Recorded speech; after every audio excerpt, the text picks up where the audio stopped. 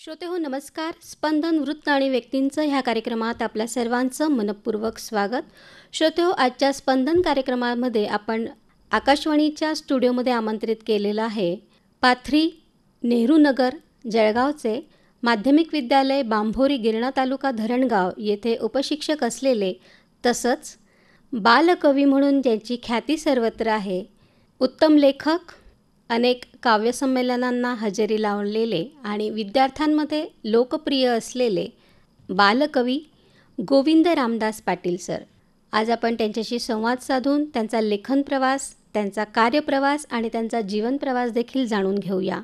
Sir नमस्कार, स्वागत आहे आपल्या स्टुडिओमध्ये. नमस्कार मॅडम. नमस्कार सर. आपण उपशिक्षक आहात बांभोरी गिरणा तालुका धरणगाव येथे. किती वर्षापासून आपण ही सेवा देत आहात? मॅडम, मी 1994 पासून ते आज तागायत माझी 29 वर्ष सेवा झालेली आहे. ही 29 वर्ष सेवा आपण विद्यार्थ्यांसोबत घालवली आहे, ज्ञानदानाचं कार्य केलेलं आहे. आपले अनुभव काय आहेत एक शिक्षक म्हणून आणि विद्यार्थ्यांसोबत आपल्याला कसं वाटतं? आपले हे जे भावबंध जुळून आलेले आहेत ते कशा प्रकारचे आहेत? मी माझा सुरुवातीचा काळापासून एक ठरवलेला आहे. माझ्या आईची एक मला शिकवण आहे की विद्यार्थी केंद्रित शिक्षण असावं आणि माझा जो केंद्रबिंदू आहे किंवा माझा जो हेतू आहे हा विद्यार्थी घडवण्याचा आहे. आणि माझे आज तागायत 15 विद्यार्थी भारतीय सेनेमध्ये रुजू झाले होते आणि ते आज रिटायर होऊन आज ते आपल्या आपल्या संसारामध्ये सुखी आणि समाधानी आहेत. सर, आपण आत्ता सांगितलं की एका शिक्षकाची जी मिळकत असते ती त्यांच्या विद्यार्थ्यांच्या यशामध्ये असते आणि बांभोरी गिरण तालुका धरणगाव येथील विद्यार्थी हे तळागाळातून आलेले असतात. अगदी 5वीच्या विद्यार्थ्यांपासून 10वीपर्यंत आपल्या हाताखालून सगळे विद्यार्थी गेलेले असतील. ह्या विद्यार्थ्यांच्या समस्या काय असतात? भाषेविषयी असतात किंवा घरातल्या असतात. तर आपल्याला काय जाणवतं शिक्षणाच्या बाबतीत त्यांची प्रगती कशी असते? शिक्षणाच्या बाबतीत विद्यार्थ्यांची प्रगती चांगली असते, पण त्यांना जे पाठबळ असतं ते पाठबळ आई आणि वडील. आई आम्हाला येऊन सांगते की मी शिक्षित नाही सर, तुम्हीच सांभाळा. तर थोडे संस्कार हे घरातून लाभले तर आम्ही पूर्ण संस्कार करायला शिक्षक पेशातील आम्ही सर्व शिक्षक तयार असतो. आणि मी तर जाणीवपूर्वक माझ्या विद्यार्थ्यांना एक सर्व कसं ज्ञान मिळेल आणि सुसंस्कारित शिक्षण विद्यार्थी आपल्या भविष्यात कसा घडेल याच्याकडे माझं लक्ष असतं. सर, ह्यासोबतच आपण कविमन देखील जपत आहात. आपण बरेच वर्ष झाले लेखन करत आहात आणि विशेष करून आपल्या लेखनाचा जो भर आहे तो बालकवितांवर आहे आणि आपली पुस्तकं देखील काही प्रकाशित झालेली आहेत. त्याबद्दल आम्हाला सांगा. माझं पहिलं पुस्तक वैचारिक कथेचं बेटी बचाव बेटी पढाव. माझी एक पुस्तक सहजासहजी हे पुस्तक निघालं नाही. या पुस्तकाच्या मागे खूप मोठी कथा आहे. माझी एक मैत्रीण, ज्येष्ठ मैत्रीण म्हटलं तरी चालेल, गुरुवर्य म्हटलं तरी चालेल, पुण्याहून मला फोन आला की सर एक कविता पाठवा. चाळीसगाव शिक्षण परिषद उपशाखा पुणे यांच्याकडे ती कविता गेली आणि त्या ठिकाणी माझ्या कवितेला बक्षीस मिळालं. त्या माझ्या कवितेचं नाव होतं नसीब. मी एक गरीब सर्वसामान्य कचरा वेचणाऱ्या मुलींवर ते भाष्य केलेलं आहे आणि चित्ररूप ती कविता उभी केली आहे. ती कवितेला मिळूनच मला प्राध्यापक धरणगावचे चौधरी सर यांच्याकडून फोन आला की सर तुमचं लिखाण चांगलं आहे. आणि त्या कवितेपासूनच मला खरी प्रेरणा मिळाली आणि आज तागायत हा संग्रह माझा प्रकाशित झालेला आहे. बरं, मुलं जमिनीवरचे तारे ह्याच्यातील 1-2 कविता आम्हाला जर तुम्ही ऐकवल्यात तर आम्हालाही आनंद वाटेल. नक्कीच मॅडम. एक मुलींवर मुलगी धाडसी कशी असावी तर माझ्या कवितेचं शीर्षक आहे धाडसी सीमा. सीमाच्या घरात चोर शिरतात, सीमाचे मायबाप झोपेत असतात. सीमाच्या घरात चोर शिरतात, सीमाचे मायबाप झोपेत असतात. आईवडिलांना चोर बांधून ठेवतात, बंदुकीचा दाग चोर दाखवतात. आईवडिलांना चोर बांधून ठेवतात, बंदुकीचा दाग चोर दाखवतात. तिजोरीतील पैसे दागिने चोर चोरी करतात. सीमा चोरांना चावण्याचा प्रयत्न करते, चोरांचा मोबाईल मात्र हिसकावून घेते. सीमा चोरांना चावण्याचा प्रयत्न करते, चोराचा मोबाईल मात्र हिसकावून घेते. चोर चोरी करून पळून जातात, आई वडील मागे रडू लागतात. चोर चोरी करून पळून जातात, आई वडील मागे रडू लागतात. सकाळी सकाळी पोलीस येतात, चोरीला काय काय गेले तपास करतात. सकाळी सकाळी पोलीस येतात, चोरीला काय काय गेले तपास करतात. चोरांचा पुरावा पोलीस शोधतात, चोरांचा मोबाईल सीमा देते. चोरांचा पुरावा पोलीस शोधतात, चोरांचा मोबाईल सीमा देते, मोबाईल सिममुळे चोर सापडतात, चोर चोरीच्या वस्तू परत करतात. मोबाईल सिममुळे चोर सापडतात, चोर चोरीच्या वस्तू परत करतात. पोलीस सीमाला धाडसी मुलगी म्हणतात, बालशौर्य पुरस्कार सीमाला देतात. पोलीस सीमाला धाडसी मुलगी म्हणतात, बालशौर्य पुरस्कार सीमाला देतात. वा सर.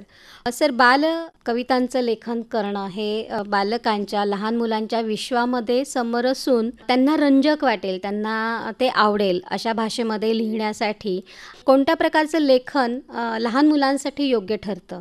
मॅडम, लहान मुलांसाठी चिमणी, पाखरं, फुलं, गवत, निसर्ग याच्यावर भरपूर कविता आहेत. लहान मुलांचं आता मोबाईलवरचं साहित्य आलं पाहिजे, कारण मुलांचा बहुतेक दिवसातून 4 ते 5 तास हा मोबाईलमध्ये जात असतो आणि त्याचं आउटपुट, त्याचं मुलांना काहीच मिळत नाही. तर पुढचे जे साहित्य लिहिणारे आहेत त्यांना एक सांगू इच्छितो की मोबाईलवरती जे होणारे परिणाम, मुलाचे लाड, आईवडिलांचे लाड, हे जर आपल्या साहित्यातून, कवितेतून आईवडिलांना, मुलांना पटवून दिलं तर काही प्रमाणात मुलांचं मोबाईल पाहणं बंद होईल आणि मुलं वाचन लेखनकडे वळतील.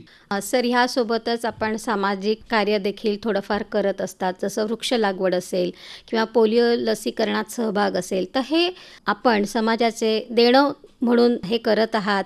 आमच्या गावात ज्यावेळेस पोलिओचं बूथ होतं त्यावेळेस एक कर्मचारी कमी पडत होता. रविवार असल्यामुळे बहुतेक सरकारी कर्मचारी बाहेर असायत आणि मी सहज केंद्रावर भेट देण्यासाठी जात होतो, तर मला तेथील मेडिकल ऑफिसर त्या ठिकाणी पोलिओला नियुक्ती करत होते आणि ते आनंदाने मी ती पार पाडत होतो. सर, आपल्याला अनेक पुरस्कार देखील प्राप्त आहे आणि एका शिक्षकाला आदर्श शिक्षकाचा पुरस्कार मिळणं ही सगळ्यात गौरवाची बाब असते. तर आपल्याला भारतीय पत्रकार संघाचा राष्ट्रीय आदर्श शिक्षक पुरस्कार देखील मिळालेला आहे. सेवक सेवाभावी संस्थेचा आदर्श शिक्षक महाराष्ट्र गौरव पुरस्कार मिळालेला आहे. राजनंदिनी बहुउद्देशीय संस्थेचा देखील आदर्श शिक्षक म्हणून पुरस्कार मिळालेला आहे. रोटरीचा पुरस्कार असेल किंवा विश्वभान प्रतिष्ठान मुंबईचा राज्यस्तरीय आदर्श शिक्षक पुरस्कार असेल, हे सगळे पुरस्कार आपल्या नावावर आहे. काय सांगाल सर? पुरस्कार मिळणं म्हणजे एक जबाबदारी पडणे. शिक्षकाचं कुठेतरी काम, साहित्य किंवा लेखनाची नोंद घेतली गेली, मी असं म्हणेल. आणि पुरस्कार जरी आपण स्वीकारला पण तो काही आपल्याला पुरस्कार थोडा दिवस आनंद देऊन जातो, पण जबाबदारी ही महान मोठी देऊन जातो आणि त्या जबाबदारीतून आपण मुक्त होऊ शकत नाही. आपलं लेखन वाढावं, चांगलं त्याची कुठेतरी केअर घेतली गेली, लिखाणाची कुठेतरी आपल्याला एक पावती मिळाली, हेच पुरस्काराचं धोरण असावं. अगदी बरोबर. सर, ह्यासोबतच आपण मायबाप नावाचा वैचारिक लेखसंग्रह लिहिला आहे, त्याबद्दल काय सांगाल? मॅडम, म्हटलं तर एक साधारण माझी परिस्थिती, आम्ही 4 बहिणी 2 भाऊ, आमची गरिबी म्हटली तरी चालेल. या गरिबीतून आईने मला वडिलांपासून पैसे काढून बाजूला ठेवून मला शिक्षण दिलं. माझी आई वेळोवेळी कष्टासाठी मला धावली. माझं शिक्षण खरं 10वीपर्यंतच होणार होतं, पण शिक्षणामुळे मी या ठिकाणी शिक्षक पदापर्यंत पोहोचलो. आणि मग आईचं एक कृतज्ञता म्हणून काहीतरी, माझी आई म्हणजे सर्वांना यायचं असतेच, म्हणून मी राज्यस्तरीय निबंध स्पर्धा आई या थीमवर घेतली आणि त्याला चांगला प्रतिसाद मिळाला. म्हणून हे मी माझं जे पुस्तक आहे हे 2 भागात घेतलं, आ आणि ई. आ भागामध्ये माझ्या आईचं, माझ्या वडिलांचं आणि माझ्या आईंच्या आठवणी, त्यांच्या भाऊंच्या आठवणी, त्यांच्या भाच्याच्या त्यांना आलेल्या आठवणी, या आईंच्या सर्व आठवणी. आणि ई भागात मॅडम राज्यस्तरीय 4 निबंध, जे चांगले निबंध होते पुरस्कार प्राप्त, ते निबंध मी ई भागात घेतलेले आहेत.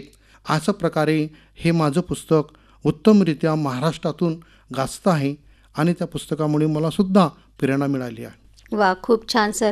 साहित्य संमेलनात उपस्थित राहणं किंवा काव्य संमेलनात आपली कविता सादर करणं, तिथले अनुभव काय असतात आपले? अखिल भारतीय डोंबिवली 92 साहित्य संमेलनाचा अनुभव थोडासा वेगळा आलेला होता, कारण माझं ते पहिलंच साहित्य संमेलन असल्यामुळे मला बऱ्याचशा गोष्टी त्या ठिकाणी माहीत नसल्यामुळे त्या ठिकाणी मी कविता सादर केली, पण त्या ठिकाणी सत्कार करताना फारच पाहुणे कमी होते. एक साहित्यिक म्हणून आपण ही आपल्या मनातील खंत बोलून दाखवलेली आहे, काही हरकत नाही. आपण अनेक दिवाळी अंकांमधून सुद्धा कथा आणि कविता देत असता, तो सुद्धा अनुभव खूप छान असतो की आपली एखादी कविता किंवा कथा दिवाळी अंकामध्ये छापून येते. सर, जाता जाता आपण अजून एखादी आपली कविता आमच्यासाठी सादर करावी? नक्कीच मॅडम. आपला जळगाव जिल्हा मॅडम. जळगाव जिल्हा हा केळीसाठी आणि कापूससाठी प्रसिद्ध जिल्हा. या जिल्ह्याचं सर्वसामान्य ज्ञान, आपल्या 15 तालुक्यातलं ज्ञान मी एका कवितेतून दिलेलं आहे. आणि त्या कवितेचं महत्त्व मी आपल्याला या कवितेतून सांगू इच्छितो. माझ्या कवितेचं शीर्षक आहे 15 प्रसिद्ध वैभववाला जळगाव जिल्हा. बर.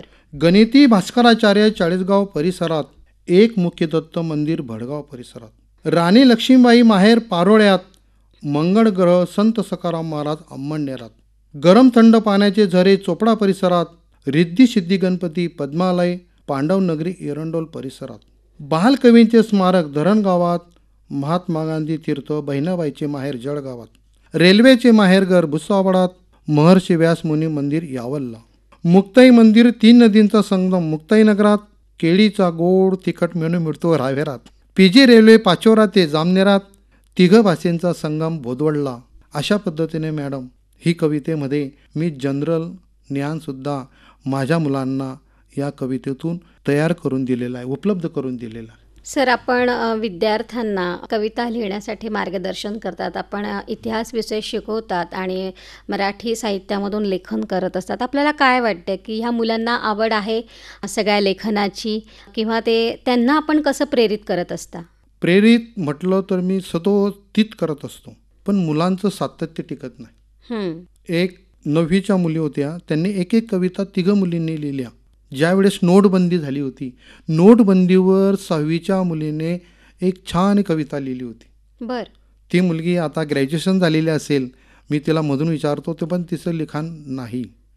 सर, तुम्ही लिखाण करून घेत होते, आमचं लिखाण का आता कोणी करून घेत नाही.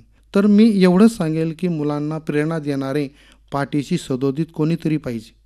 माझ्याकडे 5वी ते 10वीचे वर्ग असल्यामुळे खाली रिकाम्या पिरियडला मी ज्यावेळेस जाऊन वर्गात जातो त्यावेळेस मी माझ्या स्वतःच्या कविता तिथे सादरीकरण करतो आणि मुलांनी टाळ्या वाजल्या तीच माझी कविता मी चांगली समजतो.